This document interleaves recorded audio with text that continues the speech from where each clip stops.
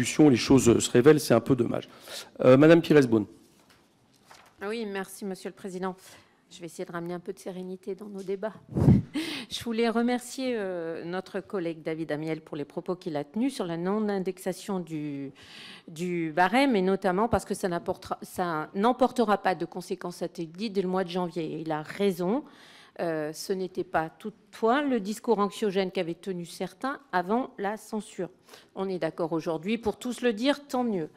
Deuxièmement, sur l'indexation du barème, notre collègue Amiel indique que la seule fois où il n'y a pas eu d'indexation, c'était en 2012 pour le budget 2013, donc sous la mandature François Hollande.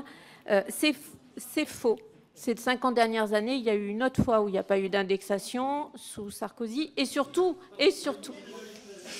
vous avez dit 2012-2013, donc voilà. Et il aurait fallu rajouter, si on veut être honnête, qu'en 2013, nous avons relevé la décote. Pourquoi? Parce que justement, c'était pour préserver les contribuables les plus modestes. Donc, il y a deux façons d'agir. Il y a la décote et il y a l'indexation. Et nous avions bien, et je le dis aussi à notre collègue Perrine Goulet, nous avions bien actionné le mécanisme de la décote.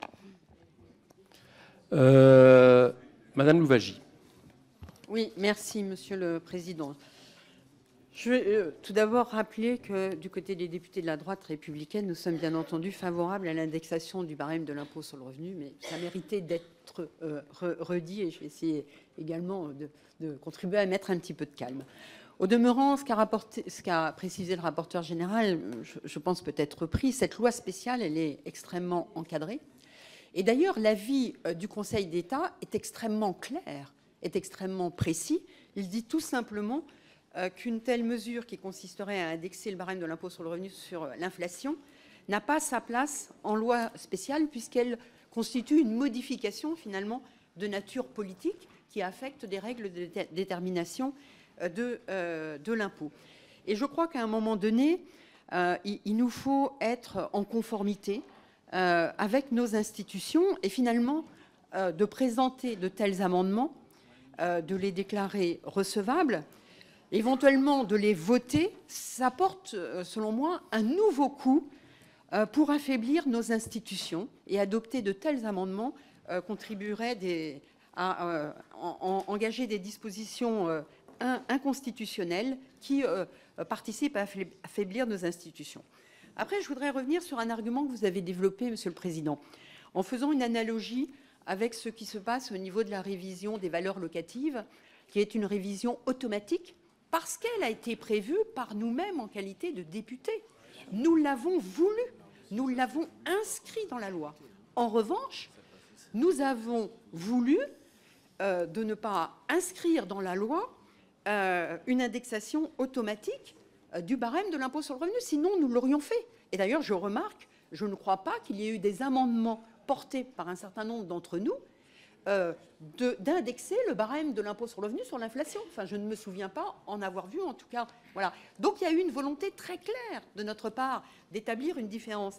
Et aujourd'hui, finalement, contrevenir de cette manière par une disposition, on va dire, anticonstitutionnelle, c'est aller contre ce que nous avons décidé, et c'est particulièrement choquant.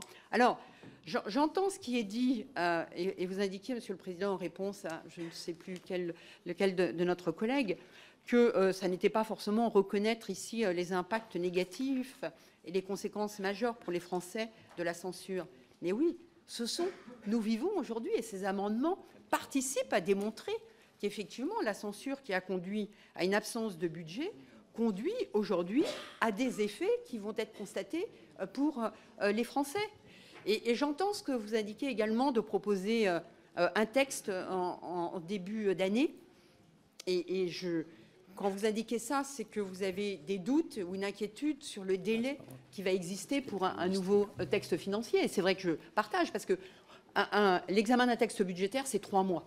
Voilà, on a à peu près les habitudes. On aura PLF et PLFSS. Donc si on remet dans une situation traditionnelle, c'est peut-être pas avant début avril.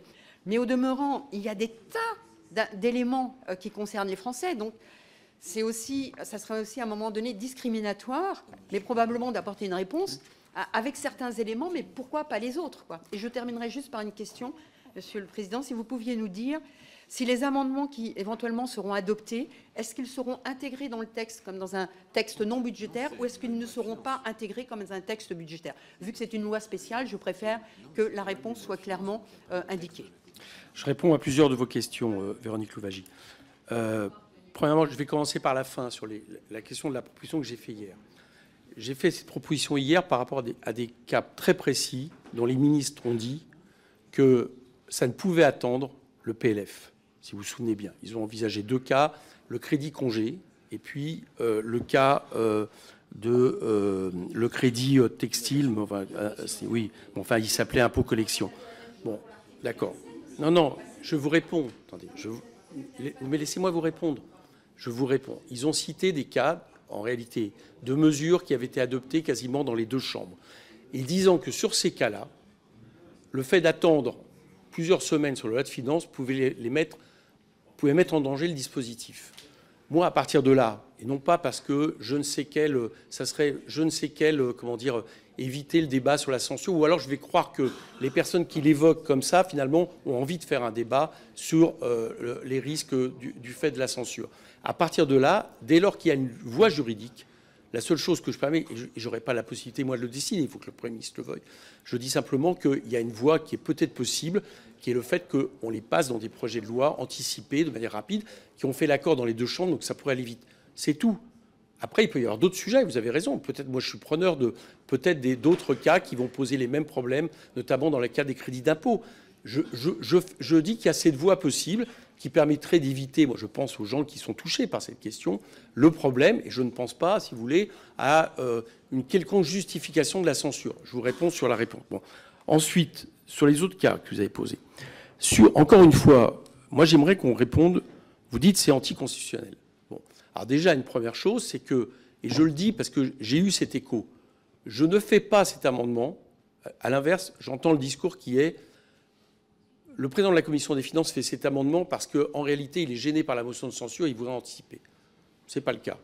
Mais moi, je ne fais pas à l'inverse cet amendement pour mettre en difficulté des collègues ou des groupes qui estimeraient que c'est anticonstitutionnel et qui, de ce fait-là, parce qu'ils estiment que c'est nécessaire, recourraient, par exemple, au Conseil constitutionnel. Je le dis à l'avance. Je n'ai aucune envie de culpabiliser. Je pense qu'il est recevable d'un point de vue de l'esprit par rapport à des choses où il n'y a pas usage, encore une fois, parce que je regarde le périmètre et que impôt existant, pour moi, doit se regarder aussi par rapport au périmètre. C'est un argument. Depuis le début, je n'ai pas entendu, sauf le début, je n'ai pas entendu pour l'instant, peut-être qu'ils vont venir, mais d'arguments qui démolissent ça. Et encore une fois, si je fais le rapport avec la taxe foncière, c'est pas que du coup, la question pourrait se poser si elle n'était pas automatique, mais comme elle est automatique, la question ne se pose pas. Donc je pars... Si... Bon, d'accord. Je pars de cet aspect-là. Bon. Et troisième chose, là, c'est la réponse que je n'ai pas répondu à M. Perrin-Goulet. Je reviens sur ce qu'ont dit les ministres hier. Non, ça ne mettrait pas en danger tout le texte. Ils ont été extrêmement précis de dire que s'il y a un recours au Conseil constitutionnel, voire même si la présidente de l'Assemblée a un autre avis que le mien, cet article-là, c'est clair. J'entends c'est clair, mais moi, ce qui m'étonne un petit peu dans le sujet, c'est qu'il y a eu... Ah bon, pardon. Bon. Parce que, conférence des présidents, de ce qu'on m'a donné comme écho, tous les groupes n'étaient pas sur la position qui est en train d'être maintenant défendue, de façon à montrer que c'était absolument inentendable et que c'était une façon de se défausser de la motion de censure. Il y a donc eu une évolution quand même depuis la conférence des présidents. Je crois que le groupe MoDem a effectivement exprimé des... Si, c'est ce que je dis. Arrêtez, Perrine. Le groupe MoDem l'a fait, mais je n'ai pas l'impression que les autres groupes. Donc il y a une évolution. Chacun a le droit de réfléchir. J'espère juste qu'elle n'est pas liée avec le fait de vouloir à tout prix montrer que la motion de censure, finalement, nous gêne aux entournures, etc., etc.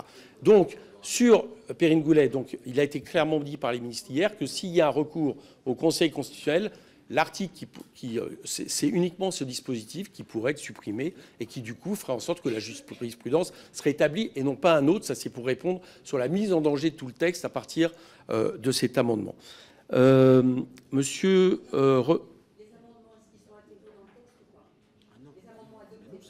C'est un projet de loi de finances. D'accord. Non, c'est un projet de loi de finances. Pardon, excusez-moi. Monsieur Lecoq.